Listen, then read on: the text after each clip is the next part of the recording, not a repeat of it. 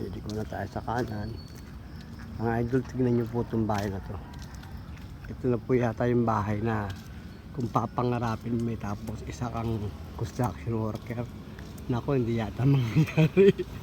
Natulad ko, construction worker. Kahit anong pangarap ko, hindi ako magkakaroon ng ganyan kalaking bahay. Iba na po siguro kung ipagkakaloob ni Lord. Ayun o, napakagandang bahay po niyan. Kung pagkakaalam ko, foreigner ang may-ari niyan. Ito ako dumaan para medyo mapadali tayo sa pupuntahan natin at ating aalamin kung magpapagawa po siya ng lababo. Ay, mataas. Medyo mahirap. Medyo nakapagod.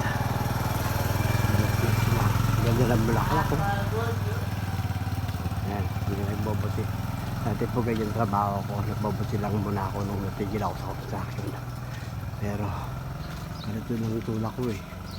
Medyo mahirap ito akong karito. Wala akong pang ganyang sidecar. Nakapagod mga idol. Mataas po kasi ito eh. Sige na po, marami pong salamat.